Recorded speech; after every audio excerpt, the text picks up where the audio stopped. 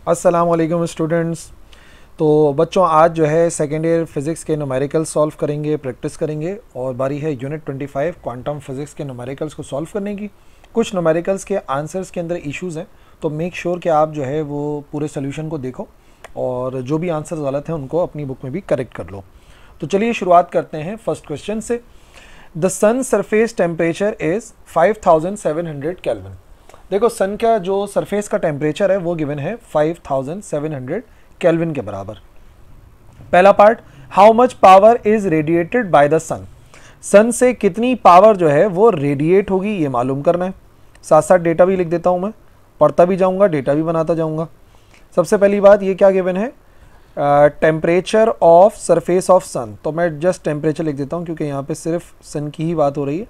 तो temperature given है kelvin में 5700 केल्विन, ठीक है।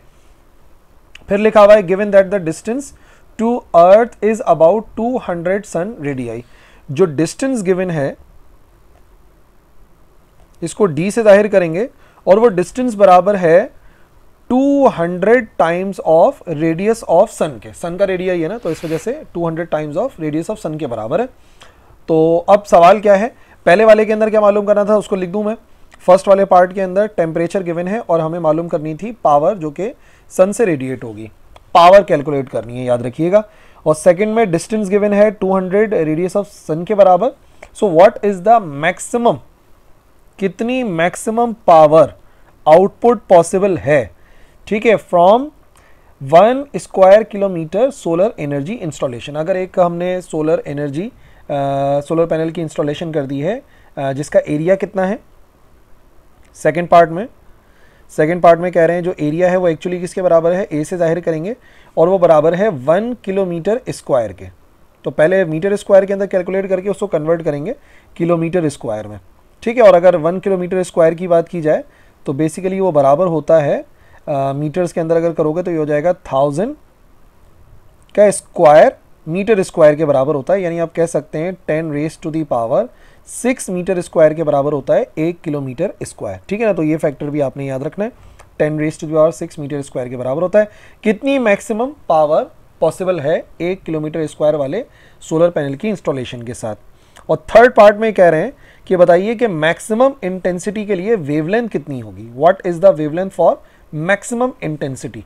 इसको हम जाहिर करते हैं लैम्डा मैक्स से। और याद रखना लैम्डा मैक्स का मतलब क्या है, वेवलेंथ फॉर मैक्सिमम इंटेंसिटी। जब मैंने वीन्स लॉ समझाया था तो मैंने आपको बताया था कि लैम्डा मैक्स का मतलब मैक्सिमम वेवलेंथ नहीं है, वेवलेंथ फॉर मैक्सिमम इंटेंसिटी है, ठीक है। अब फिलहाल तो नहीं गिवन है कांस्टेंट्स, बट अगर ये सवाल पेपर के अंदर आता है तो कुछ कांस्टेंट्स भी आपको गिवन होंगे जो कि आप याद नहीं कर सकते, जाहिर सी बात है, वो कांस्टेंट है और इतने सारे कांस्टेंट्स कौन याद रखेगा, तो गिवन होते हैं पेपर के अंदर। सबसे पहले वीन्स कांस्टेंट गिवन होगा, वीन्स कांस्टेंट को जाहिर करते हैं बी से, ठीक है। और इसकी वैल्यू होती है 2.89 10 raise to the power -3 metre kelvin, ठीक है, 2.89 है। अच्छा, इसके अलावा और क्या गिवन होगा, इसके अलावा स्टीफेंस कांस्टेंट या स्टीफन बोल्ट्जमैन कांस्टेंट गिवन होगा। स्टीफन कांस्टेंट को सिग्मा से जाहिर करते हैं, स्टीफन बोल्ट्जमैन कांस्टेंट जो है 5.67 10 रेज़ टू दी पावर -8 है और इसका यूनिट होता है वॉट पर मीटर स्क्वायर और केल्विन की पावर 4। इसके अलावा एक और कांस्टेंट है जो कि रेडियस ऑफ सन है, ये गिवन होगा। रेडियस ऑफ सन होता है 6.96 10 raise to the power 8 metre के बराबर। ये कांस्टेंट्स हम याद नहीं रख सकते, ये गिवन ही होंगे, तो परेशान नहीं होना आपने अबाउट कांस्टेंट्स। तो चलिए पहले शुरुआत करते हैं फर्स्ट पार्ट को समझने की। टेम्परेचर गिवन हो और आपको पावर कैलकुलेट करनी हो, टेम्परेचर से एनर्जी या पावर निकालनी हो तो बड़ी सिंपल सी बात है, आपको स्टीफेंस लॉ इस्तेमाल करना पड़ेगा, ठीक है। क्या होता है Stefan's law, according to Stefan's law या स्टीफन बोल्ट्जमैन लॉ कह सकते हैं आप। स्टीफेंस लॉ के मुताबिक जो एनर्जी इमिट होती है per unit area per unit time वो एक्चुअली बराबर होती है किसके, वो बराबर होती है ये आ गया स्टीफन बोल्ट्जमैन कांस्टेंट और जो बॉडी है उसके एब्सोल्यूट टेम्परेचर की 4th पावर के, ठीक है ना। तो ये हमारे पास वैल्यू आ गई और ये जो मैं कह रहा हूँ ये क्या है, ये है energy emitted per unit area. तो इसको हम क्या कहते हैं, ये जो E है वो बेसिकली किसके बराबर होता है, बराबर होता है पावर पर यूनिट एरिया। तो इसका मतलब क्या बन गया, इसको हम लिख सकते हैं P/A इज इक्वल टू, इसकी जगह पे लिखा मैंने P/A और बाकी सिग्मा और ये T⁴ एज इट इज़ है। और हमें तो पावर कैलकुलेट करनी है, एरिया इस तरफ जाके मल्टीप्लाई हो जाएगा।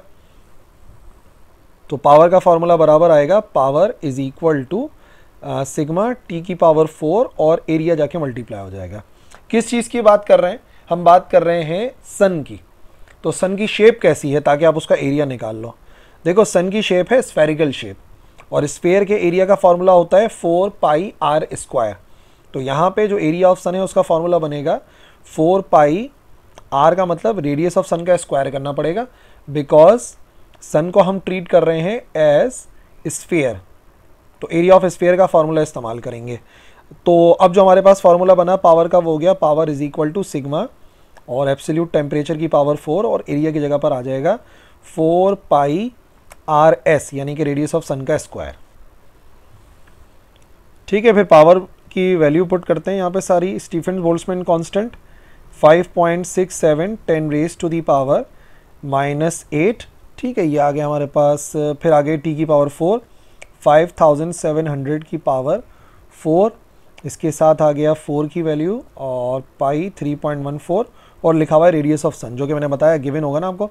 रेडियस ऑफ सन है 6.96 10⁻8 का करना पड़ेगा आपको स्क्वायर। ठीक है, अब ये डायरेक्ट वैल्यू कैलकुलेटर के अंदर लिखो।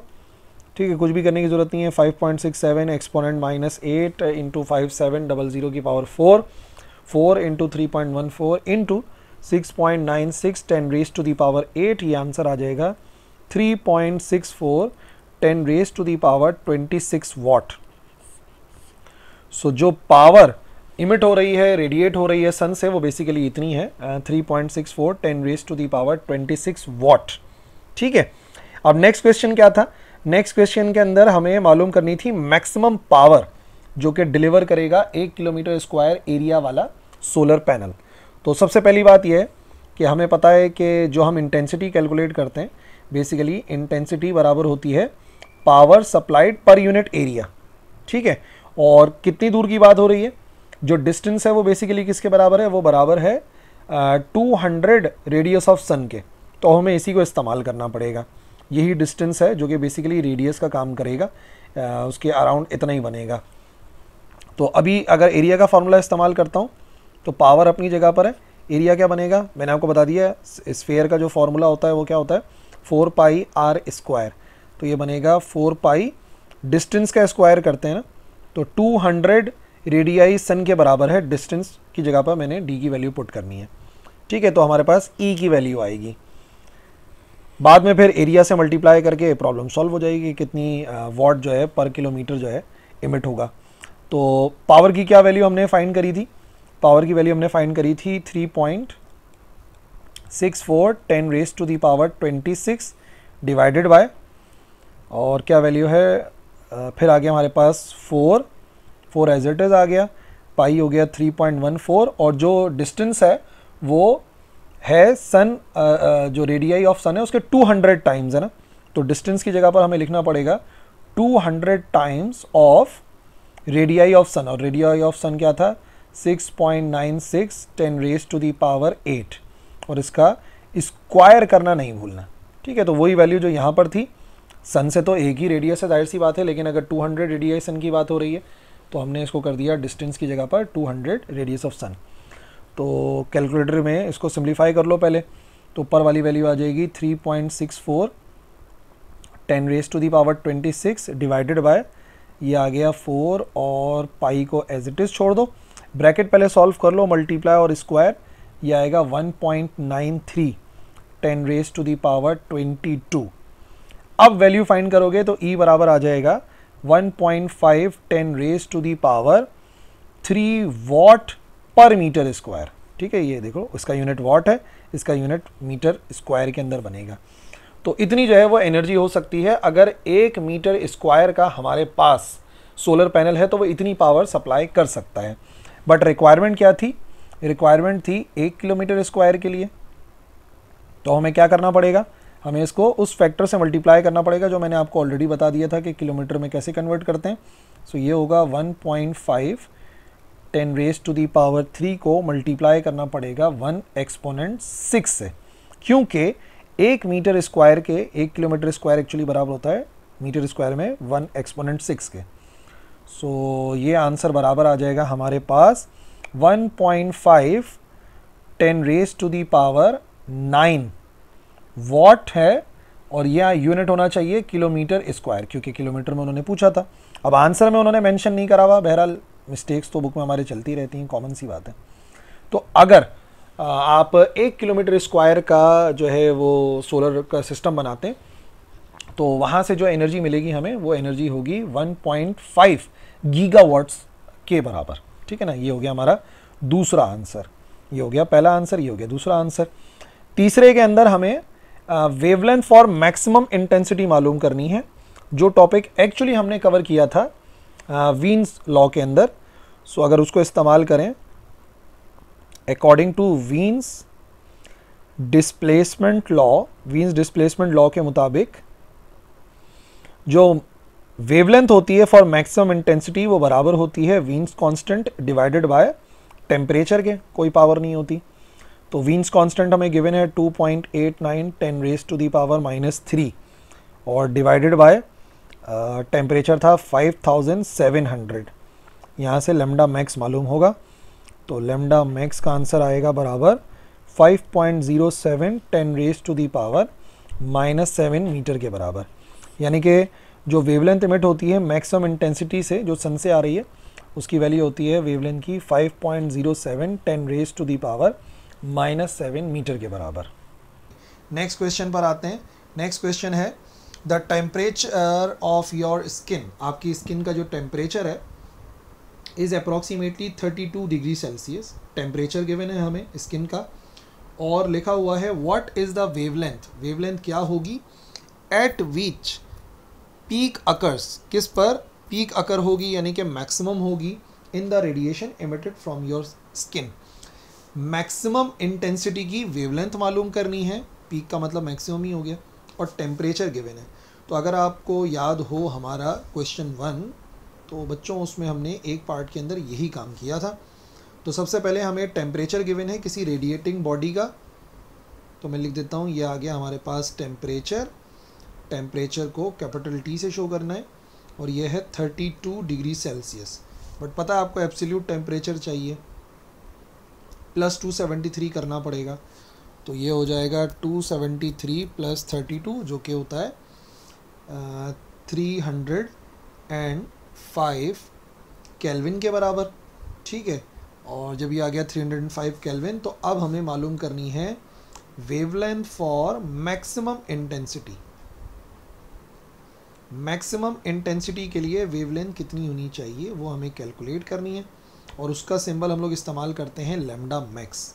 ठीक है, और एक और बात, अगर सवाल पेपर में आता है तो कांस्टेंट गिवन होगा, तो मैं उधर अलग से लिख देता हूँ कि भाई वीन्स कांस्टेंट जो है वो गिवन होगा आपको। वीन्स कांस्टेंट को आमतौर पे बी से जाहिर करते हैं 2.89 10 raise to the power -3 metre kelvin. तो ये ना कांस्टेंट गिवन होगा। तो ये बड़ी अच्छी बात होती है बच्चों, अगर तो क्वेश्चन के अंदर मेंशन है एक कांस्टेंट, तो फिर थोड़ा बहुत आपको अंदाज़ा हो जाएगा कि हाँ यार ये जो न्यूमेरिकल है वीन्स कांस्टेंट गिवन है, तो इसका मतलब वीन्स लॉ अप्लाई होगा। So according to Wien's displacement law, इसके मुताबिक जो ब्लैक बॉडी से रेडिएशन इमिट होती है उसके मैक्सिमम इंटेंसिटी की जो वेवलेंथ है वो बराबर होती है Wien's constant divide by absolute temperature of that radiating body.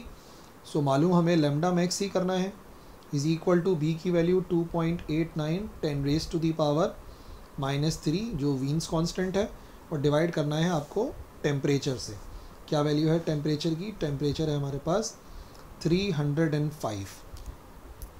So 2.89 exponent -3 divided by 305, ये आंसर आएगा हमारे पास 47 10 रेज टू दी पावर -6। ये होगा 9.47 10 रेज टू दी पावर -6। और क्योंकि बात हो रही है वेवलेंथ की, तो वेवलेंथ का आंसर आना चाहिए मीटर में। ठीक है, तो मे बी करेक्शन होगी यहाँ पे 9.05 एक्सपोनेंट -5 है, और कांस्टेंट वगैरह सब सही पुट किया हमने और अप्लाई करा तो यही आंसर आना चाहिए। ठीक है जी, क्वेश्चन नंबर 3 पर आते हैं। एन FM रेडियो ट्रांसमीटर, एक FM रेडियो ट्रांसमीटर है जिसका पावर आउटपुट गिवन है। पावर आउटपुट है 100 किलोवाट के बराबर। ठीक है, और वो ऑपरेट कर रहा है एक पर्टिकुलर फ्रीक्वेंसी पे। फ्रीक्वेंसी है 94 मेगाहर्ट्ज़। मेगा का मतलब 10⁻⁶ होता है। तो सवाल ये है कि कितने फोटॉन्स पर सेकंड इस ट्रांसमीटर से इमिट होंगे। तो देखो, जो रेडियो ट्रांसमीटर्स होते हैं ना, बेसिकली वो रेडिएशन को इमिट करने का काम करते हैं। इस तरीके से रेडिएशन ना इमिट होती है, उसकी फोटॉन्स इमिट होते हैं लगातार। तो अब हमारे सवाल के मुताबिक वो ये कह रहे हैं कि 1 सेकंड में कितने फोटॉन्स इमिट होंगे अगर इतनी पावर और इतनी फ्रीक्वेंसी है। तो नंबर ऑफ फोटॉन्स ये लिखा ना, how many photons, number of photons आपने कैलकुलेट करना है। तो क्वेश्चन पढ़ते ही आपके जहन में आना चाहिए नंबर ऑफ फोटॉन हमने पढ़ा है किस चीज़ के अंदर, हमने पढ़ा है प्लैंक्स लॉ में। प्लैंक्स लॉ के अंदर नंबर ऑफ फोटॉन्स लिखे होते हैं। तो एटलीस्ट क्वेश्चन पढ़ के ये अंदाज़ा होना चाहिए कि भाई इसको प्लैंक्स लॉ से हमने सॉल्व करना है। बाकी जब डेटा देख लेते हैं समझ में आता रहेगा। पहले हमें पावर गिवन है,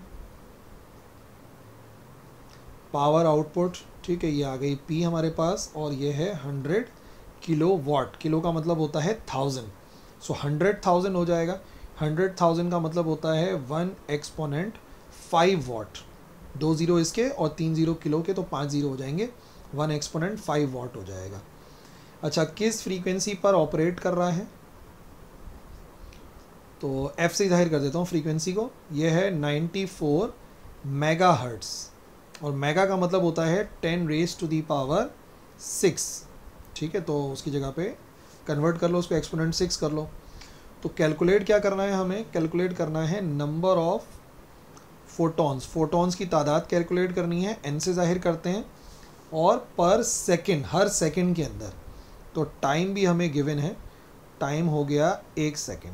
1 सेकंड में कितने फोटॉन्स जो है इमिट होंगे, ये हमें कैलकुलेट करना है। ठीक है जी, तो अभी नंबर ऑफ फोटॉन मैंने आपको बताया कि हमने पढ़े हैं सिर्फ और सिर्फ प्लैंक्स लॉ में फोटॉन्स की तादाद को, बाकी तो हमने कहीं नहीं पढ़ा। तो अकॉर्डिंग टू प्लैंक्स लॉ को इस्तेमाल करें तो आपको पता है जो एनर्जी इमिट होती है वो बराबर होती है किस चीज़ के, NHF के।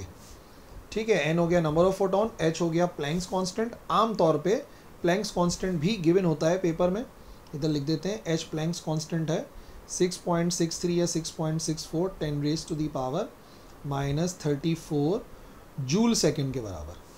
तो इसका मतलब हमें n कैलकुलेट करना है। लेकिन बच्चों एक बात है, यहाँ पे तो पावर गिवन है, ये यहाँ पे एनर्जी लिखी हुई है। तो एनर्जी और पावर का क्या रिलेशन होता है, आपको पता है। पावर एक्चुअली बराबर होता है कितनी एनर्जी प्रोवाइड हो रही है पर यूनिट टाइम। तो अगर E की वैल्यू को अलग करोगे तो E किसके बराबर आ जाएगा, P मल्टीप्लाई बाई T के। तो इसका मतलब एनर्जी की जगह पर हम लिख सकते हैं P मल्टीप्लाई बाई T, यहाँ पे लिखेंगे NHF। n को रीअरेंज कर लो, n की वैल्यू को अलग करेंगे तो n बराबर आएगा power into time divide by HF। F frequency है, H प्लैंक्स कांस्टेंट है। तो देखा जाए तो हमें सब मालूम है 1 एक्सपोनेंट 5 इंटू टाइम 1 सेकेंड है divided by H planks constant 6.63 exponent -34 और मल्टीप्लाई कराते हैं फ्रीक्वेंसी से। फ्रीक्वेंसी है 94 एक्सपोनेंट 6। सो 1 एक्सपोनेंट 5, ठीक है, 1 एक्सपोनेंट 5 था, कहाँ चला गया। 1 एक्सपोनेंट 5 और डिवाइड के अंदर दो वैल्यूज़ आ रही हैं, एक है 6.63 एक्सपोनेंट -34 और दूसरी वैल्यू है 94 एक्सपोनेंट 6। ये आंसर आया 1.6 10⁻30। ठीक है, और जो इसका यूनिट बनता है वो बनता है सेकेंड इन्वर्स, कि कितने फोटॉन्स इमिट हो रहे हैं हर सेकंड में।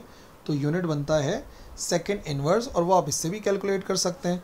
ये आ गया हमारे पास जूल पर सेकेंड, ये आ गया सेकेंड, और ये आ गया हमारे पास प्लैंक्स कांस्टेंट का होता है जूल सेकेंड, और फ्रीक्वेंसी का होता है सेकेंड इन्वर्स।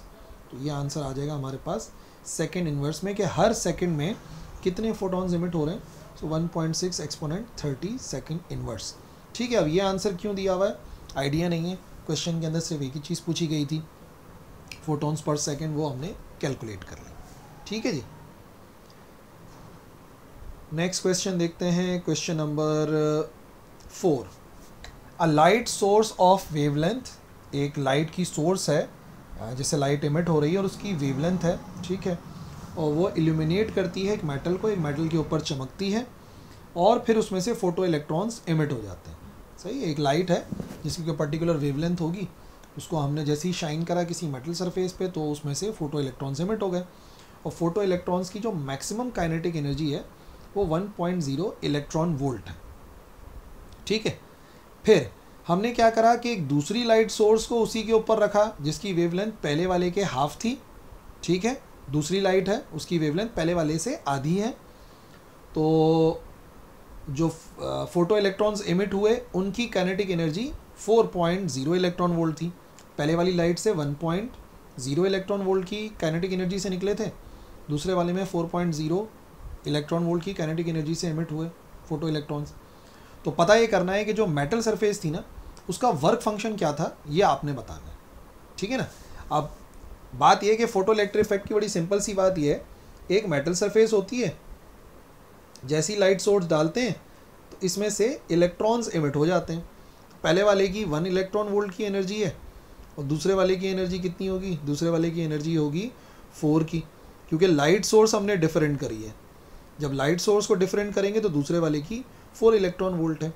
देखो दोनों ही सूरतों के अंदर क्या होता है कि जितनी भी हम एनर्जी देते हैं एक्चुअली वो दो हिस्सों में कन्वर्ट हो जाती है।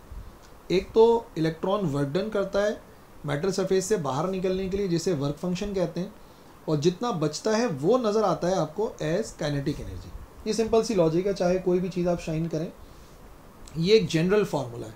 यानी कि हमारे पास अब दो केसेस आ जाएंगे, पहले वाली लाइट की एनर्जी डिफरेंट थी, दूसरे की डिफरेंट है, और अगर आपको थोड़ा सा भी अंदाज़ा है तो दूसरे वाले की एनर्जी ज़्यादा ही होगी, क्योंकि जो इलेक्ट्रॉन इमिट हुआ है वो ज़्यादा काइनेटिक एनर्जी के साथ इमिट हुआ है। ठीक है ना। तो फिर सॉल्व करने पे ध्यान देते हैं, देखते हैं क्या डेटा वेटा बना के। गिवन क्या है, गिवन है हमें पहले वाले काइनेटिक एनर्जी, तो मैं इसको कर देता हूँ कि kinetic energy of photo electrons. ठीक है, पहले वाले की जो है उसको बोल देते हैं काइनेटिक एनर्जी 1।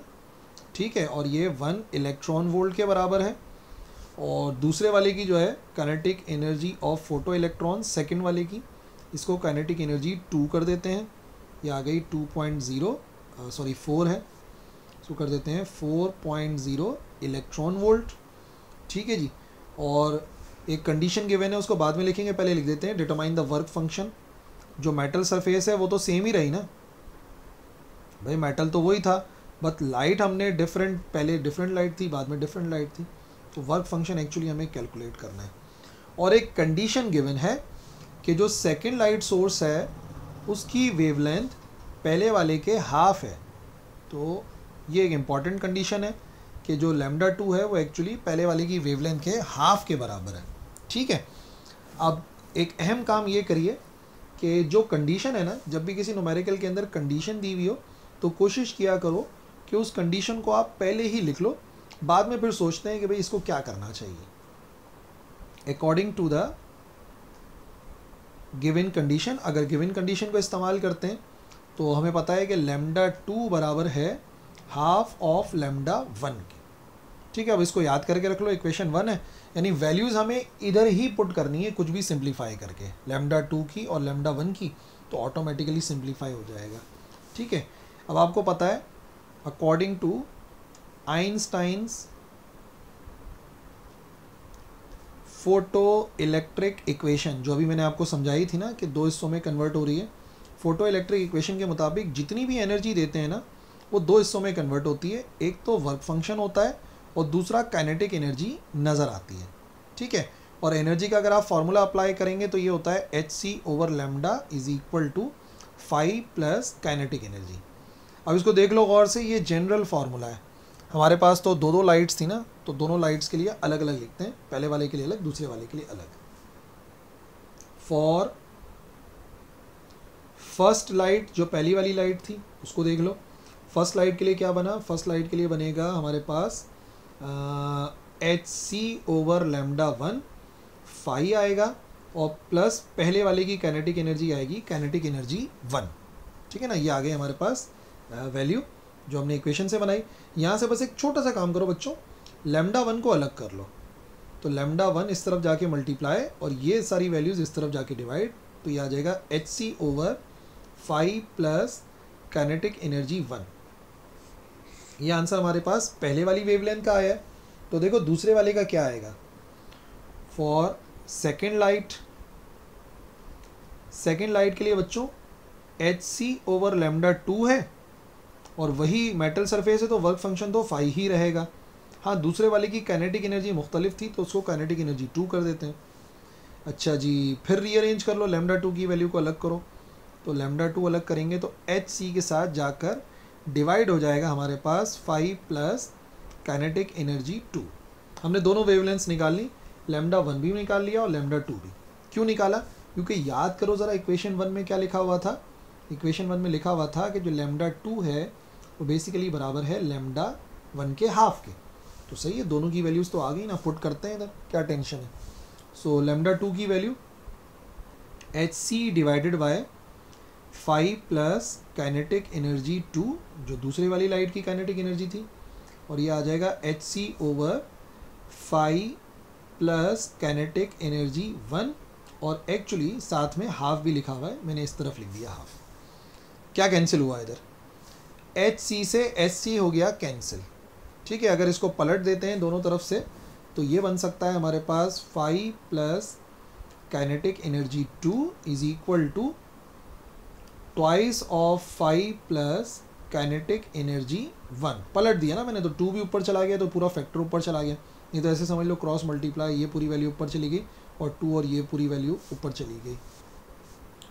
ठीक है, तो इसको लिख देते हैं 5 प्लस काइनेटिक एनर्जी 2 और यहाँ पर 2 को मल्टीप्लाई कर लो इस ब्रैकेट से, तो ये आ जाएगा 2 plus twice of kinetic energy 1। ठीक है, 2 को दोनों से मल्टीप्लाई कराया, रीअरेंज करो, 5 की वैल्यूज़ एक तरफ, काइनेटिक एनर्जी एक तरफ। सो ये हो जाएगा काइनेटिक एनर्जी 2 माइनस का ट्वाइस ऑफ काइनेटिक एनर्जी 1। ये प्लस की वैल्यू इधर आके माइनस, और 5 की वैल्यू दूसरी तरफ भेज दो तो 2 माइनस 1 आ जाएगा। ठीक है, ये इधर जाके माइनस हो गया, काइनेटिक एनर्जी इधर आके माइनस हो गई।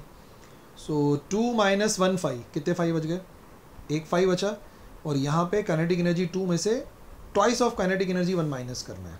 दूसरी वाली काइनेटिक एनर्जी कितनी थी, 4 इलेक्ट्रॉन वोल्ट और इसकी 1 इलेक्ट्रॉन वोल्ट थी, तो ये आ जाएगा हमारे पास 4 माइनस 2 इंटू 1 यानी 4 माइनस 2, दोनों इलेक्ट्रॉन वोल्ट में है, तो इसका मतलब हमारा आंसर भी बराबर आ जाएगा 2 इलेक्ट्रॉन वोल्ट में। इसका मतलब ये हुआ बच्चों कि जो वर्क फंक्शन था उस मेटल सरफेस का एक्चुअली ये बराबर है 2 इलेक्ट्रॉन वोल्ट के।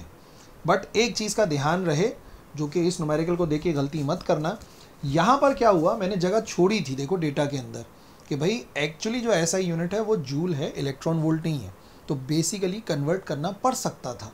लेकिन जब न्यूमेरिकल को सॉल्व करते करते आखिर में मुझे नज़र आया कि दोनों ही काइनेटिक एनर्जीज ही तो हैं। ठीक है, तो इसका मतलब मैं सेम यूनिट को इस्तेमाल कर सकता हूँ। बट बहुत सारे न्यूमेरिकल्स में ऐसा होगा कि जैसे अगर यहाँ पे मुझे वैल्यू पुट करनी पड़ती किसी भी और न्यूमेरिकल के अंदर, तो मुझे एनर्जी की वैल्यू जो है ना वो जूल वाली ही इस्तेमाल करनी पड़ती।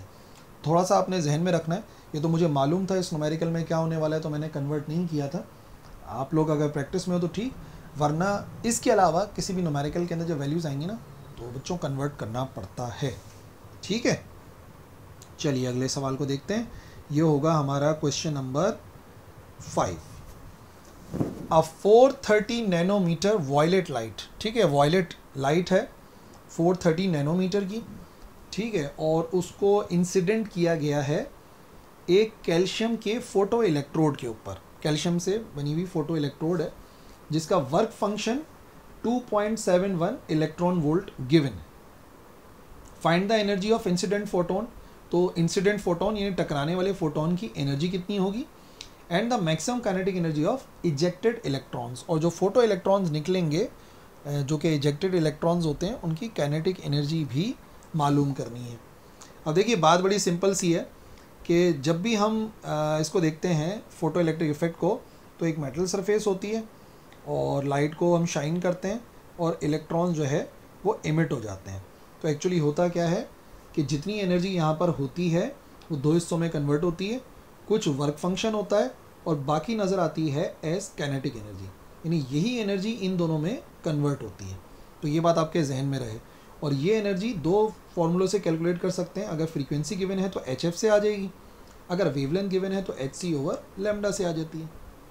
वर्क फंक्शन और बाकी काइनेटिक एनर्जी इन दोनों के सम के बराबर E होना चाहिए। ये लॉजिक बेसिकली आपको याद रखनी है। सो डेटा बनाते हैं, बाकी फिर क्वेश्चन देखते हैं। हमें तो वेवलेंथ गिवन है तो इसका मतलब फार्मूला ही वेवलेंथ वाला इस्तेमाल करना चाहिए एनर्जी के लिए। सो सबसे पहले वेवलेंथ लिख लेते हैं। वेवलेंथ लैम्डा से जाहिर करते हैं, ये है 430 नैनोमीटर। नैनो का मतलब होता है 10⁻⁻⁹ मीटर्स में आ जाएगा, ठीक है। और इलेक्ट्रोड, और ये आ गया इसका वर्क फंक्शन।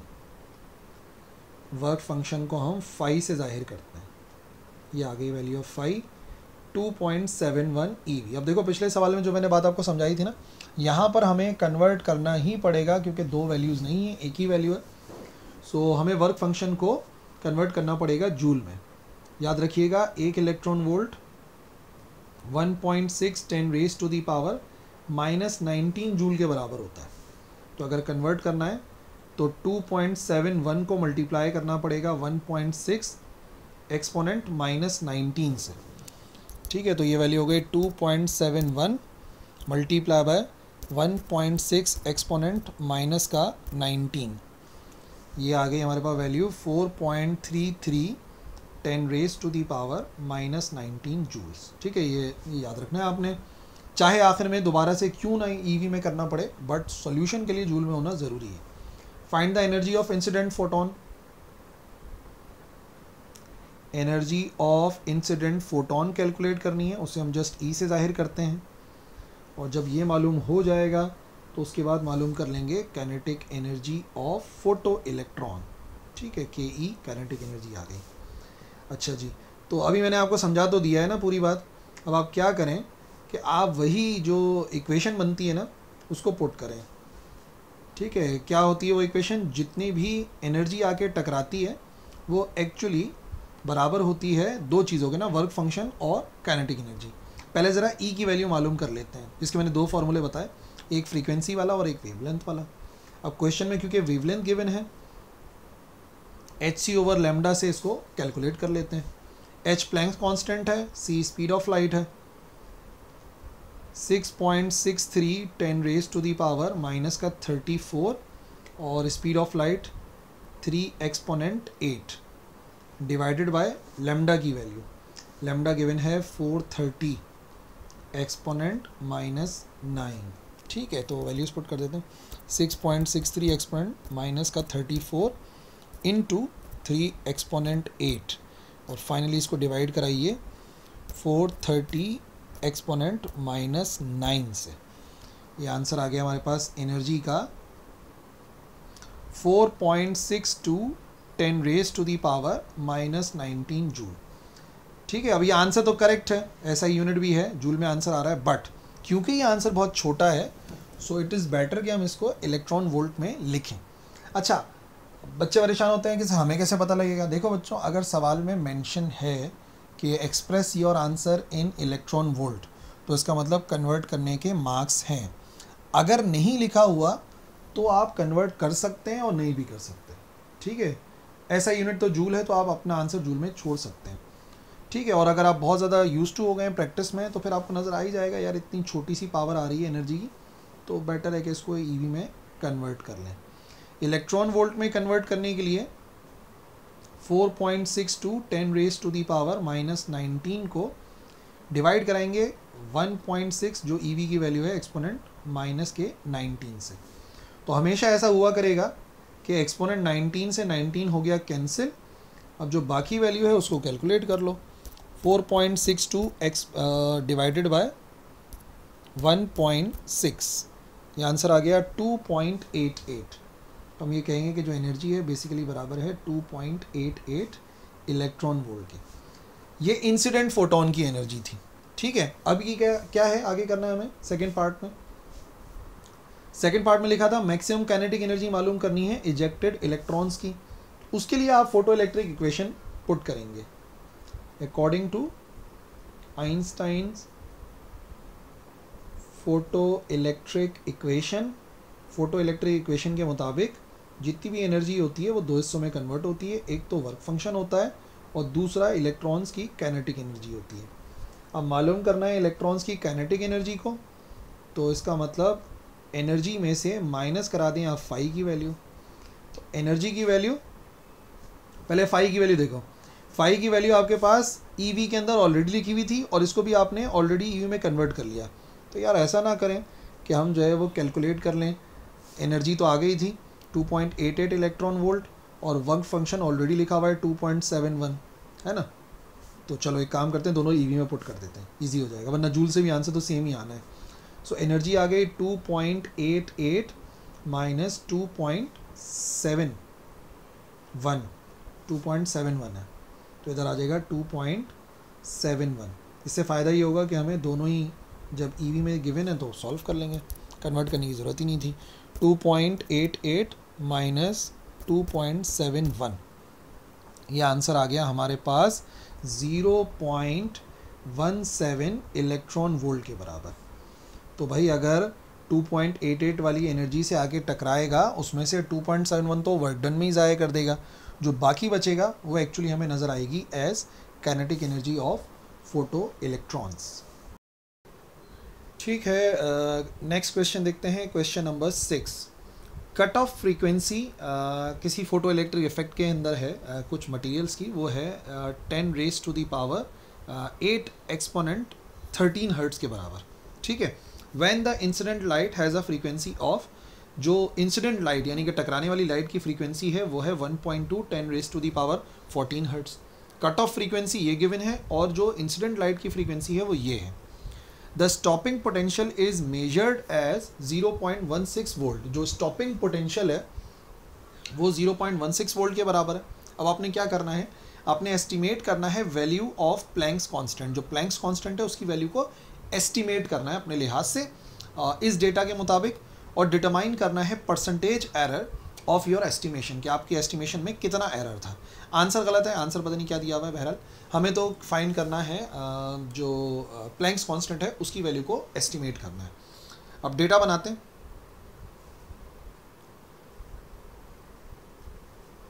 सबसे पहली चीज़, कट ऑफ फ्रीक्वेंसी गिवन है, थ्रेशोल्ड फ्रीक्वेंसी गिवन है, एफ नॉट है।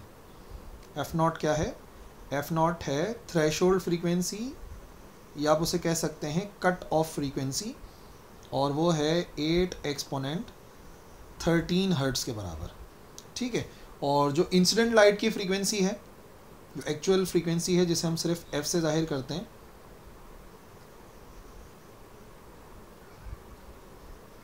ये है बराबर 1.2 10 raise to the power 14 hertz के, ठीक है, 14 लिखा हुआ है। स्टॉपिंग पोटेंशियल वी नॉट से जाहिर करते हैं,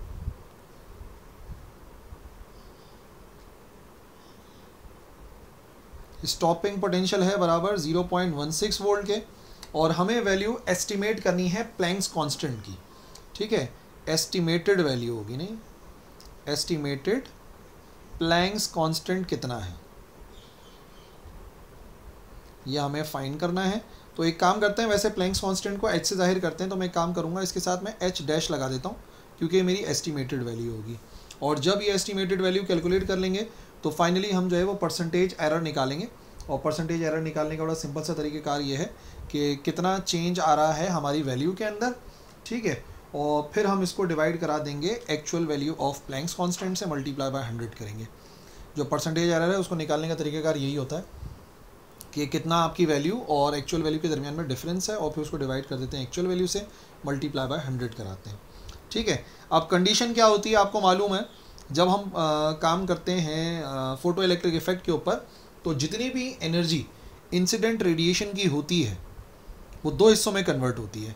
पहले तो वो जो इलेक्ट्रॉन होता है वो मेटल की सरफेस से बाहर निकलने के लिए वर्क डन करता है, जिसे हम वर्क फंक्शन कहते हैं, और बाकी जो बचती है वो नज़र आती है एज काइनेटिक एनर्जी, ठीक है।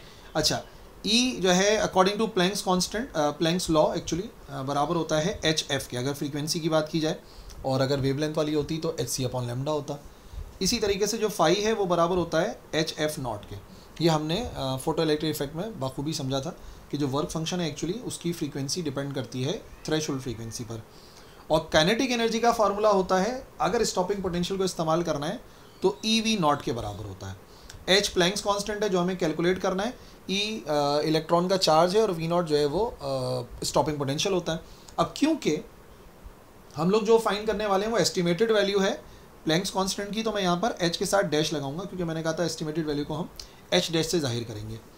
रीअरेंज करोगे तो ये हो जाएगा H dash F minus H dash F not, और यहाँ पे लिखा हुआ है ई v not, E charge of electron और वी नॉट तो आपको पता है स्टॉपिंग पोटेंशियल होता है। रीअरेंज करते हैं, कॉमन ले लो पहले एच डैश को और फिर रीअरेंज कर लो, तो ये बराबर आ जाएगा हमारे पास h dash is equal to, यहाँ पर आएगा ई वी नॉट और डिवाइड में आ जाएगी value f minus f naught के। अब ई भी पता है, वी नॉट भी पता है, ई कांस्टेंट है, वी नॉट गिवन है, एफ फ्रीक्वेंसी और एफ नॉट जो है वो थ्रेशोल्ड फ्रीक्वेंसी है। वैल्यूज पुट करते हैं, charge on one electron 1.6 10 raise to the power -19 ये गिवन होता है। वी नॉट क्या है, वी नॉट है 0.16 स्टॉपिंग पोटेंशियल जो है, और एफ जो है वो फ्रीक्वेंसी है रेडिएशन की 1.2 10 रेज टू द पावर 14, और थ्रेशोल्ड फ्रीक्वेंसी कम है कुछ 8 एक्सपोनेंट 13 के बराबर। ठीक है, इसकी वैल्यू पुट करते हैं इनटू 0.16 और divide by this value 1.2 exponent 14 minus 8 exponent 13, ये बराबर आएगा 6.4 10 raise to the power -34 joule second के। ठीक है भाई, अब हमने जो एक्सपेरिमेंटली कैलकुलेशन करी, एस्टिमेट करा प्लैंक्स कांस्टेंट को, वो इतना आ गया 6.4 10 रेज टू दी पावर -34। अब हमारी ऑब्जर्वेशन में कितना परसेंटेज एरर है, तो उसका बड़ा सिंपल सा मेथड है, change divide by actual multiply by 100, और मॉड्यूलस का साइन लगाते हैं लाजमी तौर पे ना कि पॉजिटिव होता है परसेंटेज एरर। तो चेंज कैसे मालूम करेंगे, आपकी जो कैलकुलेटेड वैल्यू है 6.4 10 रेज टू दी पावर -34, और इसमें से आप माइनस कर दें actual value 6.63 10 raise to the power -34 होती है, ये एक्चुअल वैल्यू आ गई, ये आपकी ऑब्जर्व वैल्यू आ गई, डिवाइडेड बाय एक्चुअल वैल्यू जो कि होती है 6.63 10 रेज टू दी पावर -34। ठीक है, माइनस करा दें इसको, 6.4 एक्सपोनेंट -34 माइनस 6.63 एक्सपोनेंट -34, माइनस में आंसर आ रहा है, और लेकिन मॉड्यूलस की वजह से पॉजिटिव हो जाएगा, और डिवाइड बाय दिस वैल्यू, और इन दी एंड मल्टीप्लाई बाय 100 कराएंगे, तो ये आंसर हो जाएगा हमारे पास 3.46%। यानी कि हमने जो कैलकुलेशन करी थी एच की वैल्यू कैलकुलेट करने में, बेसिकली उसके अंदर कितना परसेंटेज एरर है, 3.46%। अब डेटा के मुताबिक तो इतना ही एक्यूरेट हम कैलकुलेट कर सकते हैं। ठीक है, क्वेश्चन नंबर 7, वर्क फंक्शन है कुछ मेटल्स का जो कि यहाँ पर लिस्ट के अंदर दिया गया है। ठीक है, the number of metals which will show photo electric effect when light of 300 nanometre wavelength falls on the metals is. अब देखो बड़ी सिंपल सी बात है, हम ऑलरेडी पढ़ चुके हैं फोटो इलेक्ट्रिक इफेक्ट के अंदर कि फोटो इलेक्ट्रिक इफेक्ट किस तरीके से काम करता है। फोटो इलेक्ट्रिक इफेक्ट की खास बात यह है कि उसमें आप नोटिस कीजिएगा कि एनर्जी मिलती है, उस एनर्जी में से कुछ अमाउंट जो है वो वर्क में खर्च हो जाता है, इलेक्ट्रॉन काम करता है मेटल सरफेस से बाहर निकलने के लिए, और जो बाकी बचता है वो काइनेटिक एनर्जी होती है। तो इम्पॉर्टेंट बात पता है क्या है, जो इसके लिए एक इम्पॉर्टेंट बात आपने याद रखनी है, अगर इंसिडेंट एनर्जी जो है, जो इंसिडेंट रेडिएशन की एनर्जी है, अगर वो वर्क फंक्शन से ज़्यादा होती है तो हम ये कहते हैं कि फोटो इलेक्ट्रिक इफेक्ट हो सकता है। अगर एनर्जी वर्क फंक्शन के बराबर है लेट से, तो सारी की सारी एनर्जी खर्च हो जाती है वर्क करने में, और इलेक्ट्रॉन के पास कोई काइनेटिक एनर्जी नहीं होती। और अगर ये वाली एनर्जी कम होगी, लाइट जो टकरा रही है उसकी एनर्जी ही कम है, तो इसका मतलब ये होगा कि वो तो पूरा वर्क फंक्शन ही इस्तेमाल कर लेगा और इलेक्ट्रॉन बाहर भी नहीं निकलेगा। तो इसका मतलब ये हो गया कि इस न्यूमेरिकल के अंदर हमें क्या करना है, हमें ये देखना है कि इस लाइट की एनर्जी कितनी है, और फिर उसको चेक करेंगे कि ये जो मेटल्स हैं इनके वर्क फंक्शन से किसकी वैल्यूज मतलब ज़्यादा आएगी हमारी एनर्जी की, तो इसका मतलब फोटो इलेक्ट्रिक इफेक्ट होगा, अदरवाइज नहीं होगा। तो जो फाइंड करना है ना, वो बेसिकली क्वेश्चन में लिखा हुआ नहीं है, एक्चुअली हमें एनर्जी फाइंड करनी है जिससे हम लोग कंपेयर कर पाएंगे। तो हमें क्या चीज़ गिवन है, हमें वेवलेंथ गिवन है, लैम्डा कितना है 300 नैनोमीटर, और नैनो का मतलब क्या होता है, नैनो का मतलब होता है 10 रेज टू दी पावर -9, तो हम डायरेक्टली इधर लिख देंगे नैनोमीटर का मतलब हो गया 310 raise to the power -9 metre. और कैलकुलेट हमें क्या करनी है, कैलकुलेट हमें करनी है एनर्जी, और फिर उस एनर्जी को कंपेयर कर लेंगे वर्क फंक्शंस के साथ, ऑटोमेटिकली पता लग जाएगा। एनर्जी हमें कैलकुलेट करनी है, तो डेटा में तो जाहिर है बच्चों इतना ही लिखना है हमें, और कुछ भी नहीं है। अब अगर आप फार्मूला इस्तेमाल करें एनर्जी का अकॉर्डिंग टू प्लैंक्स लॉ, तो वेवलेंथ वाला इस्तेमाल करना पड़ेगा, फ्रीक्वेंसी वाला नहीं, क्योंकि वेवलेंथ गिवन है, डायरेक्ट इसको यूज़ कर सकते हैं। एच प्लैंक्स कांस्टेंट है, सी जो है वो स्पीड ऑफ लाइट है, लैम्डा वेवलेंथ है जो कि गिवन है। तो अगर वैल्यूज पुट करते हैं तो एनर्जी का आंसर बराबर आएगा H 6.63 exponent -34 into speed of light 3 exponent 8 होती है, और डिवाइड करा दो इसको लैम्डा की वैल्यू से। लैम्डा कितना है, लैम्डा है 310 रेज टू दी पावर -9,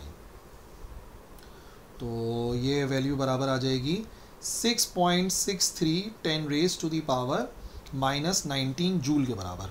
अब एनर्जी का आंसर तो बिल्कुल करेक्ट आया है, पर आप देखो जो वर्क फंक्शंस दिए हुए हैं वो इलेक्ट्रॉन वोल्ट में दिए हुए हैं, तो बेहतर ये कि आप इसको इलेक्ट्रॉन वोल्ट में कन्वर्ट करें, तभी आपका आंसर आ सकता है।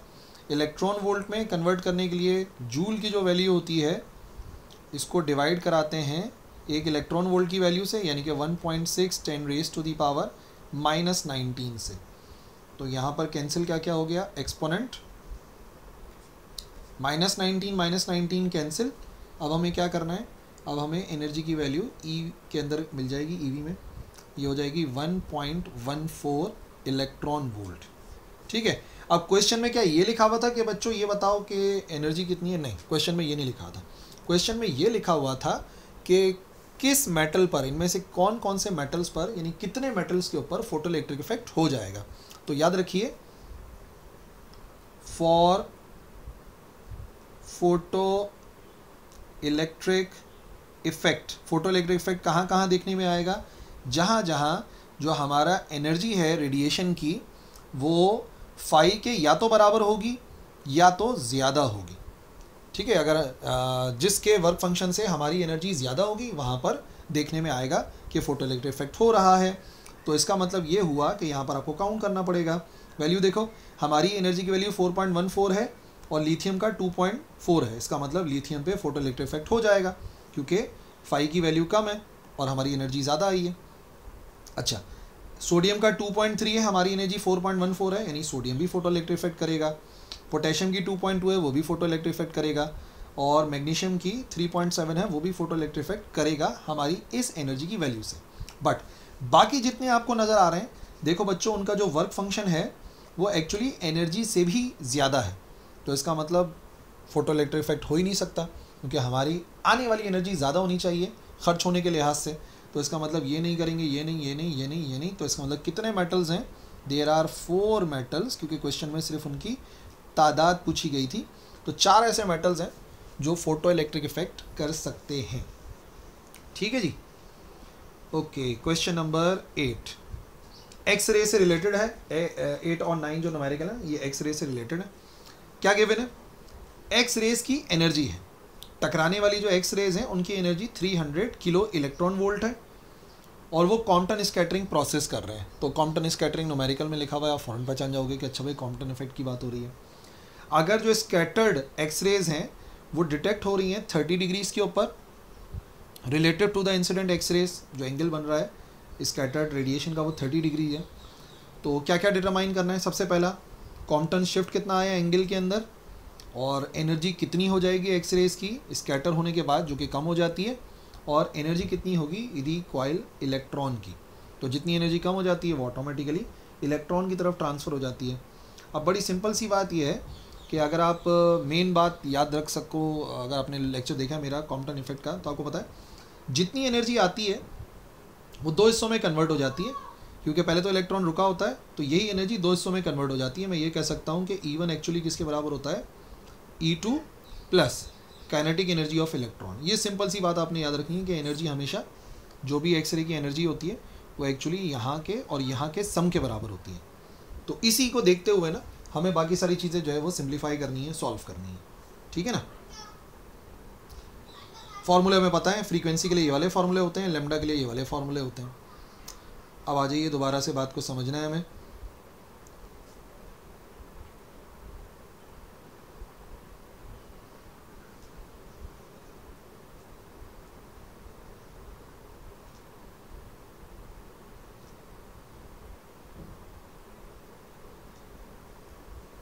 इधर ही बना लेते हैं डेटा। क्या क्या गिवन था बुक में देख लो तुम लोग। ये है हमारा क्वेश्चन नंबर 9, ठीक है। क्वेश्चन नंबर 9 था ना, क्वेश्चन नंबर 8 है, सॉरी, ये 8 वाला कर रहे हैं हम लोग। तो इसके अंदर सबसे पहले हमें क्या चीज़ गिवन है, सबसे पहले हमें गिवन है एनर्जी ऑफ इंसिडेंट एक्सरे। तो मैं कह सकता हूँ इंसिडेंट एक्सरे की एनर्जी कितनी है। इंसिडेंट एक्सरे की एनर्जी है बराबर E1 के, और वो गिवन है 300 किलो इलेक्ट्रॉन वोल्ट के। अब एक काम करते हैं, इसको हाथ के हाथ कन्वर्ट कर लेते हैं जूल्स में, क्योंकि हमें पता है जूल्स में हमें सॉल्व करना होता है, तो बेहतर ये है कि जूल के अंदर कन्वर्ट कर लेते हैं।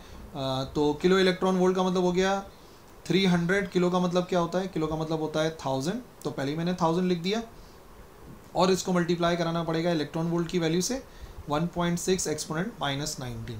देखो 300 तो लिखा हुआ ही है, किलो की जगह पे 1000 लिखा, और ईवी की वैल्यू ये तो आपको याद रखनी है। तो एनर्जी बराबर आ जाएगी 3 × 1.6, ये हो जाएगा 4.8 10⁻⁻14 जूल। ये हमारी टकराने वाली एक्सरे की एनर्जी है। और जो स्कैटरिंग एंगल बना है, स्कैटरिंग एंगल जिसे हम थीटा से जाहिर करते हैं, ये 30 डिग्री बना था। तो पहले पार्ट में क्या मालूम करना है, पहले पार्ट में मालूम करना है कॉम्पटन्स शिफ्ट कितना आया, डेल्टा लैम्डा। डेल्टा लैम्डा को कहते हैं कॉम्पटन्स शिफ्ट कितना है, तो कॉम्पटन्स शिफ्ट फाइंड करना है। सेकंड पार्ट में क्या था, सेकंड पार्ट में एनर्जी कितनी हो जाएगी स्कैटर्ड एक्सरे वाली की ना। तो ये इंसिडेंट एक्सरे की थी, जो स्कैटर होने की बात होती है स्कैटर्ड एक्सरे, उसकी एनर्जी को हम जाहिर करेंगे E2 से, वो मैंने भी आपको फिगर में ही बताया था। और तीसरी और आखिरी बात क्या है, काइनेटिक एनर्जी मालूम करनी है रिकॉइल इलेक्ट्रॉन की। जो इलेक्ट्रॉन रिकॉइल हुआ है उसकी काइनेटिक एनर्जी मालूम करनी है, तो इसको हम कर देते हैं काइनेटिक एनर्जी, ठीक है। 1 बाय 1 सिंप्लीफाई कर लेते हैं। सबसे पहले बात करते हैं कॉम्पटन शिफ्ट की। अब कॉम्पटन शिफ्ट का तो सिंपल फार्मूला जो हम पढ़ते हैं कॉम्पटन इफेक्ट के अंदर वही है, डेल्टा लैम्डा बराबर होता है H/m0c 1 - cos theta. H Planck's constant है, m0 rest mass of electron, c speed of light, तीनों ही कांस्टेंट्स गिवन होते हैं पेपर में। H की value 6.63 10⁻⁻34 divided by m0। m0 है रेस्ट मास ऑफ इलेक्ट्रॉन, जो कि होता है 9.11 10⁻⁻31, ठीक है, 31 into speed of light 3 exponent 8, और यहाँ पे लिखा है 1 - cos थीटा 1 - cos 30 की बात करेंगे। अब भाई आपको एक बात बताऊँ, ये तीनों तो हैं कांस्टेंट, जिसे कॉम्पटन्स वेवलेंथ भी कहते हैं। तो इसको आप जब भी कैलकुलेट करोगे, अगर आप याद भी कर लो, तो इसका आंसर हमेशा बराबर आएगा 2.42 या 2.43 10⁻⁻12 के। तो इस वैल्यू को तो आप याद करके रख लो। बाकी कॉस फाइंड करना पड़ेगा।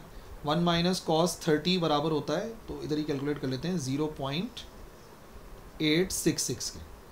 1 - 0.866 2.42 10⁻⁻12, और ये आ जाएगा मल्टीप्लाई बाय 0.134, मल्टीप्लाई करके आंसर आ गया 3.24 10⁻⁻13 मीटर, ठीक है। ये तो आ गया Compton shift in wavelength, wavelength के अंदर कितना कॉम्पटन शिफ्ट हुआ, ठीक है जी। नेक्स्ट, स्कैटर्ड एक्सरे की एनर्जी मालूम करनी है, और याद रखना बच्चों, वो आप तब तक मालूम नहीं कर सकते जब तक कि आपको सेकंड वाले की वेवलेंथ ना पता हो या फ्रीक्वेंसी ना पता हो। अब ये तो सवाल वेवलेंथ का चल रहा है, तो मैं ये कह सकता हूँ कि वेवलेंथ ना पता हो। और याद रखो, आपको दूसरे वाले की वेवलेंथ तब तक नहीं पता लग सकती जब तक आपको इंसिडेंट एक्सरे की वेवलेंथ ना पता हो, ठीक है। मैं भी सॉल्व करता हूँ, फिर आपको पूरी बात समझ में आ जाएगी जो मैं कहना चाह रहा हूँ। तो पहले मैं क्या करूँगा, पहले मैं वेवलेंथ निकालूंगा इंसिडेंट रेडिएशन की। फॉर्मूला आपको पता है एनर्जी का, E बराबर होता है hc/λ के। तो अगर इसको रीअरेंज करते हैं तो फार्मूला बन जाएगा, लैम्डा का फार्मूला बना लें अगर, तो लैम्डा बराबर आ जाएगा H C divide by E के, ठीक है ना। अगर बात हो रही है यहाँ पे पहले वाले की, तो पहले वाले का मतलब हो गया, ये हो गया लैम्डा 1, ये हो जाएगा E1। तो चलो पहले जो टकराने वाली एक्सरे थी उसकी वेवलेंथ कैलकुलेट करते हैं। प्लैंक्स कांस्टेंट 6.63 माइनस का 34, स्पीड ऑफ लाइट 3 एक्सपोनेंट 8 होता है, और एनर्जी मैंने ऑलरेडी कन्वर्ट कर ली थी जूल में, तो जूल में ही सॉल्व करते हैं। 4.8 10 raise to the power minus का 14, ठीक है, मैंने पहले ही कैलकुलेट कर लिया था। तो वेवलेंथ आ जाएगी इंसिडेंट रेडिएशन की 4.14 10 raise to the power minus का 12 मीटर, ठीक है जी। अब वेवलेंथ निकालने से फ़ायदा क्या हुआ, देखो कॉम्पटन इफेक्ट में होता क्या है, वेवलेंथ बढ़ जाती है, यानी कि लैम्डा 1 जो है वो कम होता है और लैम्डा 2 ज़्यादा होता है।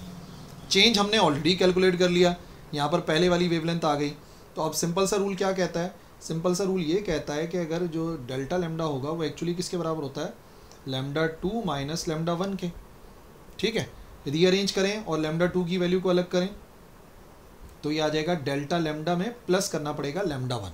इस वजह से मैं कह रहा था आपको कि हमें दूसरे वाले की एनर्जी निकालने के लिए दूसरे की वेवलेंथ चाहिए, और दूसरे की वेवलेंथ के लिए पहले वाली वेवलेंथ निकालनी पड़ेगी। तो हमने लैम्डा 1 को फाइंड कर लिया। तो डेल्टा लैम्डा कितना कैलकुलेट किया था हमने, 3.24 10 raise to the power minus 13, और जो एक्चुअल कितनी है लैम्डा 1 ये हो गया हमारे पास 4.14, आगे पीछे लिख सकते हैं, डेल्टा लैम्डा की वैल्यू है 10 raise to the power minus 12, ठीक है। बस दोनों को प्लस करना है, डेल्टा लैम्डा की वैल्यू और लैम्डा 1 की वैल्यू। डेल्टा लैम्डा कितना था, डेल्टा लैम्डा था ये 3.24 और लैम्डा 1 की वैल्यू ये है, दोनों को प्लस किया। तो प्लस करने के बाद हमारे पास आंसर आएगा 4.46 10 raise to the power minus का 12 मीटर। सेकेंड वेवलेंथ आ गई। अब एनर्जी निकालना तो कोई मुश्किल बात ही नहीं है। वेवलेंथ से एनर्जी निकालने के लिए फॉर्मूला E बराबर होता है HC ओवर लैम्डा के, क्योंकि ये लैम्डा 2 है तो E2 कैलकुलेट हो जाएगा जो हमें कैलकुलेट करना है।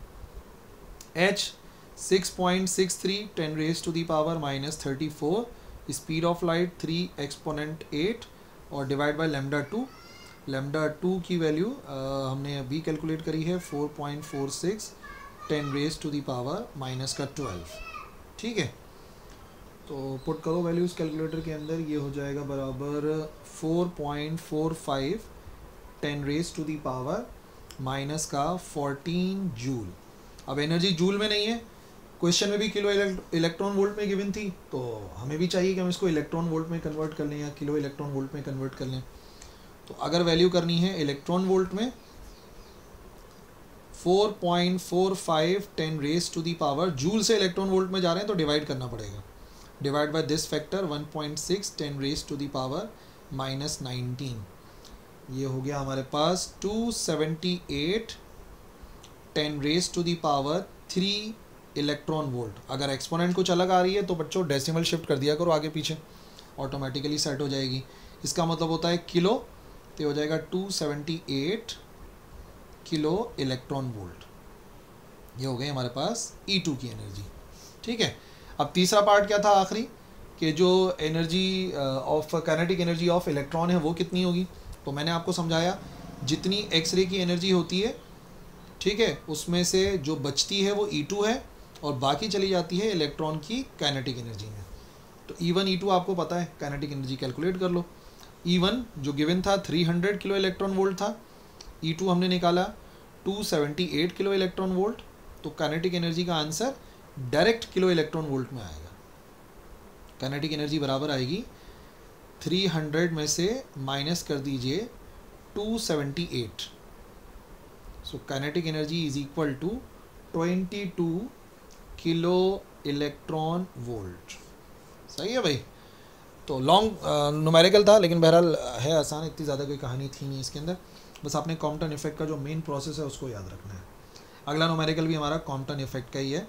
इस मरतबा एक फोटोन की वेवलेंथ है, एक्चुअल वेवलेंथ गिवन है जिसको हम लैम्डा 1 से जाहिर करते हैं, और वो कोलाइड कर रहा है एक इलेक्ट्रॉन के साथ।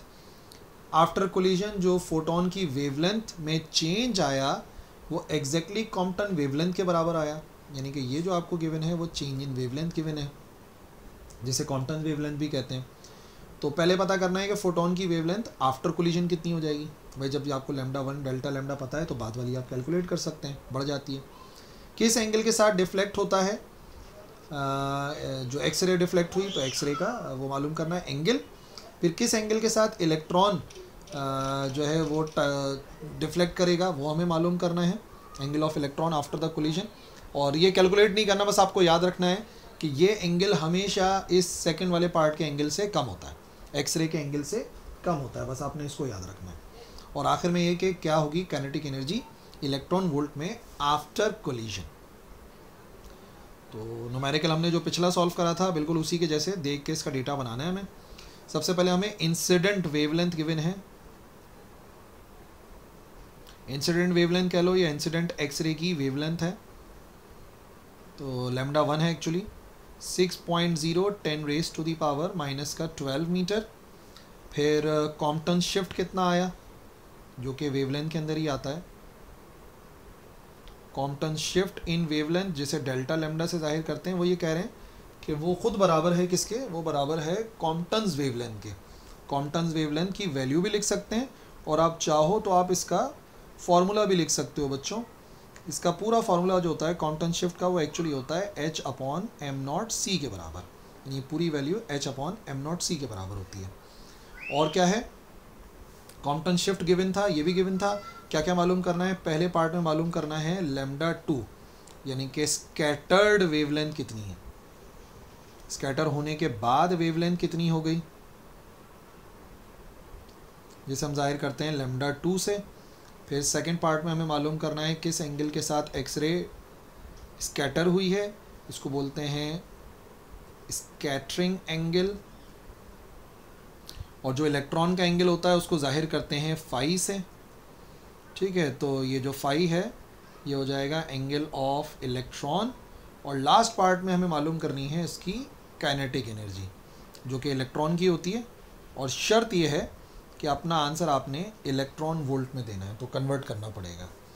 तो चलिए शुरुआत करते हैं स्कैटर्ड वेवलेंथ यानी कि लैम्डा 2 की वैल्यू से, ठीक है। वही हमारे पास E1 E2 और ये काइनेटिक एनर्जी होती है। और हर एक का फार्मूला मैंने ऑलरेडी आपको समझाया है, यही फार्मूले हैं। ये दोबारा से स्क्रीन के ऊपर इस वजह से मैंने दिखा दिया, अगर नहीं याद तो इस तरीके की अरेंजमेंट होती है टोटल। अच्छा जी, तो आ जाइए सोल्यूशन पर। पहले पार्ट में हमें मालूम करना है कि फाइनल वेवलेंथ कितनी होगी। तो सिंपल सी लॉजिक ये है कि जो कॉम्पटन शिफ्ट होता है बेसिकली वो बराबर होता है लैम्डा 2 माइनस लैम्डा 1 के। और हमें कैलकुलेट करना है कि फ़ाइनल वेवलेंथ कितनी होगी। तो फाइनल वेवलेंथ के लिए क्या करना पड़ेगा, डेल्टा लैम्डा में प्लस करना पड़ेगा lambda 1। Delta lambda Compton shift in wavelength given था जो कि बराबर था H/m0c के या 2.43 10 रेज टू दी पावर -12 के बराबर। और इसमें प्लस कर लो, जो वेवलेंथ गिवन थी 6.0 10 raise to the power -12 lambda 2। तो लैम्डा 2 सीधा सीधा बराबर आ जाएगा, ऐड कर लो 8.43 10 raise to the power -12 metres, ठीक है। तो वेवलेंथ तो बड़ी आसानी से आ गई, जो सिंपल सी लॉजिक कॉम्पटन शिफ्ट की हमें याद रखनी है। नेक्स्ट हमें स्कैटरिंग एंगल मालूम करना है और वो भी उसी से आता है कॉम्पटन शिफ्ट इन वेवलेंथ से। Delta lambda is equal to H/m0c और यहाँ पे लिखा होता है 1 माइनस कॉस थीटा। अब चाहे आप वैल्यूज पुट करो या ना करो, मैंने आपको बताया डेल्टा लैम्डा वो कह रहे थे कॉम्पटन शिफ्ट उसके बराबर होता है कॉम्पटन वेवलेंथ के, यानी डेल्टा लैम्डा और इसकी वैल्यू इक्वल होती है। ये कितना गिवन है ना, 2.43 10 रेज टू दी पावर -12। और अगर आप इसकी वैल्यूज़ निकालते हो 6.63 10 raise to the power -34 divided by 9.11 10 raise to the power -31 और स्पीड ऑफ लाइट 3 एक्सपोनेंट 8 होती है और यहाँ पर 1 माइनस कॉस थीटा लिखा हुआ है। इसको जब आप सिंप्लीफाई करोगे ना तो ये भी बराबर आता है तकरीबन 2.42 या 43 10 रेज टू दी पावर -12। अगर 2.42 भी आ रहा है तकरीबन उसी के ही बराबर है, माइनस का 12 यहाँ पे लिखा है 1 माइनस कॉस थीटा। कैंसिल करो, पूरी वैल्यू कैंसिल हो गई, आंसर आ गया 1। तो इसका मतलब हम लिख सकते हैं 1 is equal to 1 minus cos theta. Cos theta की वैल्यू को अलग करो, इस तरफ आ जाएगा कॉस थीटा, तो ये हो जाएगा 1 माइनस 1। 1 माइनस 1 होता है 0, so cos theta is equal to 0। अब थीटा मालूम करने के लिए कॉस इन्वर्स लेना पड़ता है।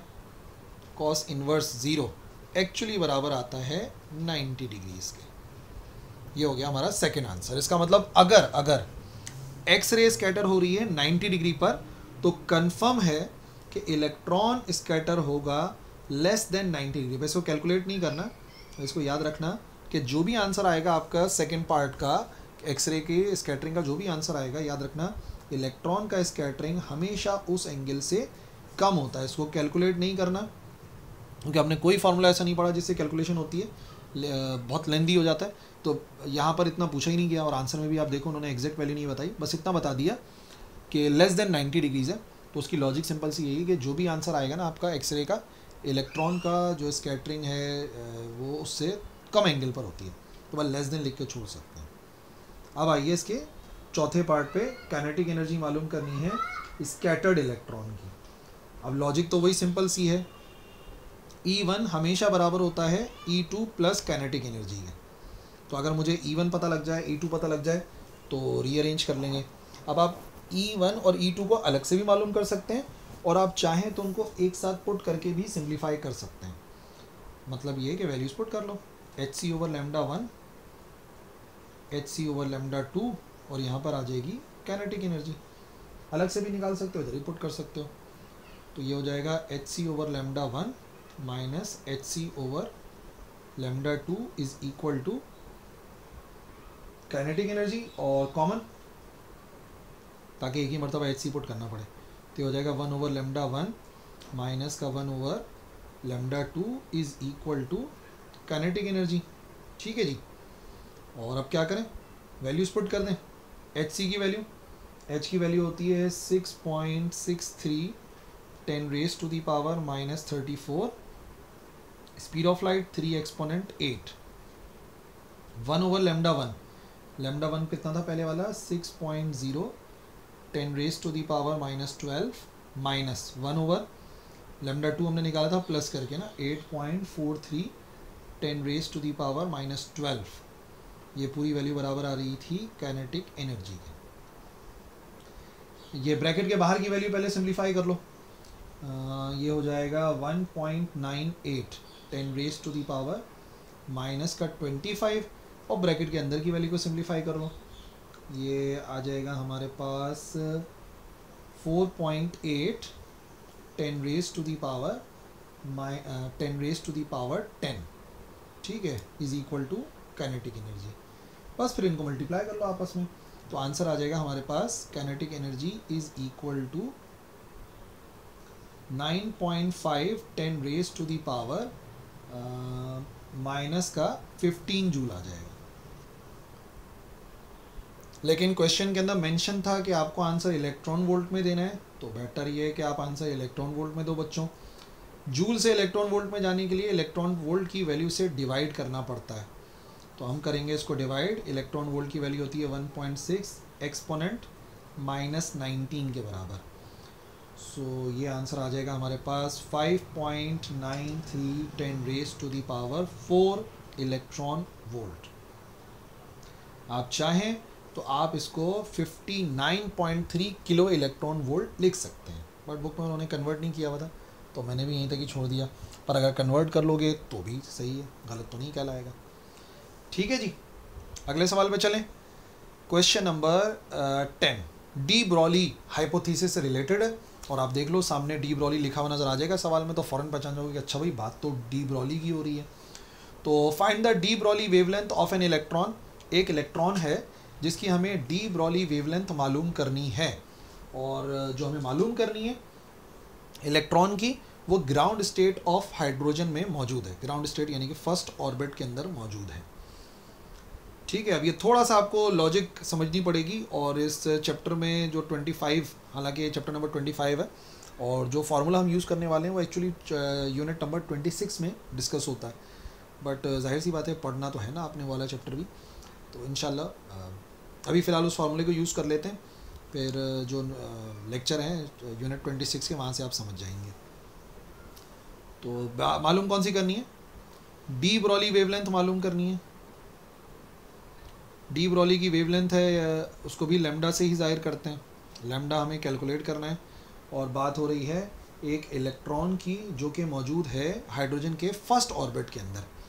तो मे बी गिवन हो शायद कि हाइड्रोजन के फर्स्ट ऑर्बिट का रेडियस कितना होता है। Radius of first orbit of hydrogen, क्योंकि बात हो रही है हाइड्रोजन की ना, तो हाइड्रोजन के फर्स्ट ऑर्बिट का रेडियस गिवन होना चाहिए, जो कि बोहर्स रेडियस भी कहलाता है। R1 से उसको जाहिर करते हैं, और ये वैल्यू होती है बराबर 0.53 10⁻⁻10 के बराबर, यानी एंगस्ट्रॉम। 0.53 एंगस्ट्रॉम भी कहते हैं इसको। तो ये गिवन हो सकती है, पर रिस्क नहीं लेना, याद कर लो, ठीक है ना, प्रॉब्लम ना हो जाएगी। तो डी ब्रॉलीज वेवलेंथ मालूम करनी है। डी ब्रॉलीज वेवलेंथ का फॉर्मूला होता है lambda is equal to h/mv। अब प्रॉब्लम ये है कि हमें mv पता होना चाहिए। चलो इलेक्ट्रॉन का मास तो मालूम कर सकते हैं, स्पीड कैसे निकालें? तो उसके लिए बोहर्स एटॉमिक मॉडल को इस्तेमाल किया जाता है। According to Bohr's atomic model, ठीक है, इस चैप्टर में हमने नहीं पढ़ा है, ओके। ये यूनिट नंबर 26 का एक टॉपिक है, आप जाके सर्च करके पढ़ भी सकते हो, मिल जाएगा आपको इंशाल्लाह, चैनल के ऊपर ऑलरेडी अपलोडेड है। तो वहीं पर ही एक पोस्टुलेट बनता है जिसके मुताबिक जो एंगुलर मोमेंटम होता है, जिसे mvr से जाहिर करते हैं इलेक्ट्रॉन का, वह हमेशा बराबर होता है nh/2π के, ठीक है। ये बोहर्स एटॉमिक मॉडल का फॉर्मूला है जो उसके पोस्टुलेट के अंदर आता है। अब हम तो बात कर रहे हैं फर्स्ट ऑर्बिट की, तो फर्स्ट ऑर्बिट का मतलब इधर मैं लिखूंगा mv, रेडियस की जगह r1 आएगा, और फर्स्ट ऑर्बिट है तो क्वांटम नंबर 1 आएगा, h/2π आएगा। तो अगर मैं यहाँ से mv की वैल्यू अलग कर लूँ तो बराबर आ जाएगी h/2πr1। तो इस फार्मूले के अंदर h तो कांस्टेंट था, हम चाहें तो हम इस वैल्यू को यहाँ पर पुट कर सकते हैं mv की जगह पर, ठीक है। तो फिर क्या हो जाएगा, अगर इस वैल्यू को हम mv की वैल्यू को इधर इक्वेशन 1 में पुट करते हैं, पुटिंग इन इक्वेशन 1 में पुट करते हैं, तो ये वैल्यू बराबर आ जाएगी लैम्डा इज इक्वल टू, क्या वैल्यू है, h अपनी जगह पे लिखा हुआ है, और डिवाइड में हमने क्या लिख दिया, डिवाइड में हमने लिख दिया h/2πr1।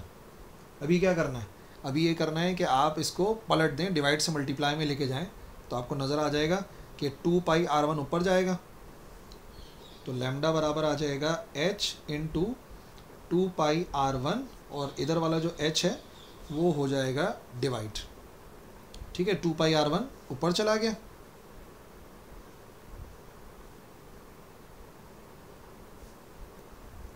ये 2πr1 ऊपर चला गया, और h नीचे आ गया, तो h से h हो जाएगा कैंसिल। इसका मतलब वैल्यू जस्ट 2πr1 की बचेगी, h से h हो गया cancel. So lambda is equal to 2πr1, 2 हो गया, पाई की वैल्यू होती है 3.14, और हाइड्रोजन का जो फर्स्ट ऑर्बिट का रेडियस है वो एक्चुअली बराबर होता है 0.53 एंगस्ट्रॉम के। एंगस्ट्रॉम का मतलब होता है 10⁻⁻10। तो इसका मतलब वेवलेंथ हमारे पास आ जाएगी बराबर, इन वैल्यूज़ को मल्टीप्लाई करके 3.33 10⁻⁻10 मीटर के बराबर। अब आप चाहो तो 10⁻⁻10 मीटर में वैल्यू दो, या फिर आपको पता है कि मैं बोल रहा हूँ कि ये एंगस्ट्रॉम के बराबर होता है, तो 3.33 इसको एंगस्ट्रॉम भी लिख सकते हैं। एंगस्ट्रॉम होता है लेंथ का एक यूनिट, जो कि एक्चुअली खुद बराबर होता है 10⁻⁻10 मीटर के, ठीक है। तो एंगस्ट्रॉम में आंसर दे सकते हैं। एटॉमिक फिजिक्स में लंबाइयों को, डिस्टेंस को एंगस्ट्रॉम में मेजर किया जाता है। एंगस्ट्रॉम मतलब ANGS, एंगस्ट्रॉम, ठीक है।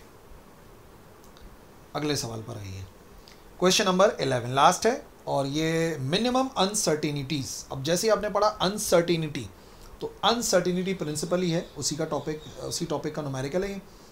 अच्छा, किस चीज़ में मालूम करनी है अनसर्टेनिटी? पोजीशन में मालूम करनी है किसी भी ऑब्जेक्ट की, जिनकी स्पीड्स आपको मालूम है, और स्पीड्स की प्रिसिशन गिवन है, वह है 1.0 10⁻³ मीटर पर सेकेंड, और एक इलेक्ट्रॉन की मालूम करनी है जिसका मास गिवन होगा, और एक बॉलिंग बॉल की जिसका मास गिवन है 6.0 किलोग्राम।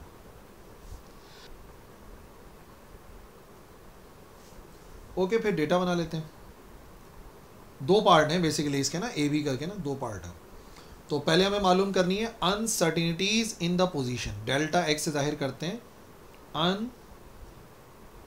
अनसर्टेनिटी इन पोजीशन, और जो प्रिसिशन गिवन है हमें किस चीज़ की, वेलोसिटी स्पीड्स की, वो कितनी है, तो स्पीड हमें गिवन है v से जाहिर करते हैं, ये हमें गिवन है बराबर 1.0 10 raise to the power -3 metre पर सेकंड के बराबर।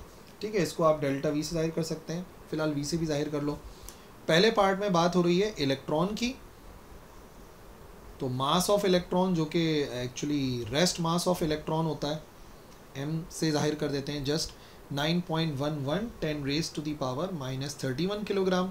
और दूसरा जो मास है वो एक्चुअली है एक बॉल का mass of ball, bowling ball है, और इसको भी m से जाहिर कर देंगे, सेकंड पार्ट अलग है, तो 6.0 किलोग्राम आएगा। देखते हैं कि इनकी पोजीशंस में कितनी अनसर्टिनिटी हो सकती है।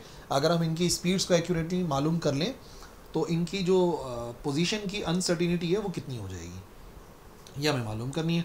तो पहला पार्ट इलेक्ट्रॉन की अनसर्टिनिटी प्रिंसिपल क्या कहता है कि जो भी मोमेंटम की अनसर्टिनिटी होती है और पोजीशन की अनसर्टिनिटी होती है वो एक्चुअली बराबर होती है greater than equal to h/4 pi के। न्यूमेरिकल में हम ग्रेटर देन नहीं, इक्वल टू h/4 पाई लिखते हैं। तो मोमेंटम एक्चुअली बराबर होता है mv के, तो मैं कह सकता हूँ कि जो डेल्टा x है वो बराबर हो जाएगा h/4 पाई, और मोमेंटम की जगह पे इधर यहाँ पे आके डिवाइड होके mv आ जाएगा, यानी 4 पाई तो कांस्टेंट है, मास और वेलोसिटी की वैल्यूज़ पुट करनी है। तो ए पार्ट के अंदर प्लैंक्स कांस्टेंट तो बदलने नहीं वाला, माइनस का 34 आएगा, डिवाइड बाय 4 आ गया, पाई की वैल्यू आ गई 3.14, mass of electron 9.11 10 raise to the power -31, और स्पीड तो उतनी है 1.0 10 रेज टू दी पावर -3।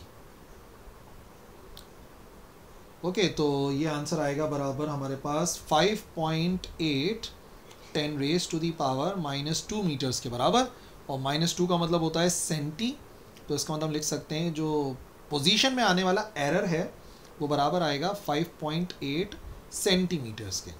तो बच्चों बात यह है कि इलेक्ट्रॉन की पोजीशन, जब भी आप स्पीड अगर आप एक्यूरेटली मालूम कर लोगे और आप चाहोगे कि मैं पोजीशन मालूम कर लूँ, तो आपकी पोजीशन में तकरीबन 6 सेंटीमीटर का एरर आएगा ही आएगा। ठीक है ना, यानी कि आप जहाँ बता रहे होगे इलेक्ट्रॉन को, तो उसकी पोजीशन में तकरीबन 6 सेंटीमीटर की गलती होगी।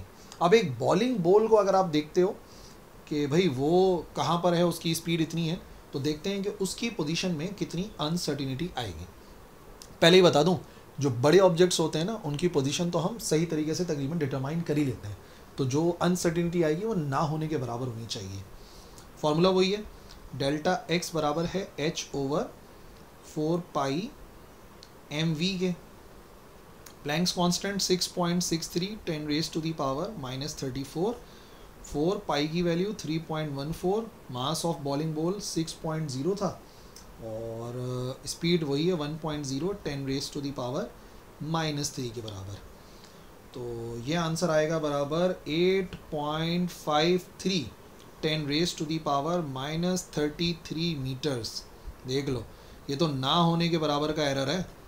बॉलिंग बॉल की जो पोजीशन है वो तो आप एक्यूरेटली डिटरमाइन कर सकते हैं, अगर उसकी पोजीशन के अंदर कुछ गलती आ भी रही है तो वो 10 raise to the power -33 metres की आ रही है, ना होने के बराबर की। तो विजिबल वर्ल्ड के अंदर तो हमें पता है कि जो ऑब्जेक्ट्स होते हैं उनकी पोजीशन को हम और स्पीड को एक साथ डिटरमाइन कर ही सकते हैं, ना होने के बराबर का एरर होता है। ठीक है जी, सो ये हो गए न्यूमेरिकल मुकम्मल यूनिट 25 क्वांटम फिजिक्स के। ऑल द बेस्ट, अच्छी सी प्रैक्टिस कीजिए, देखते रहिए तलाश फेस अकेडमी। अल्लाह हाफिज़।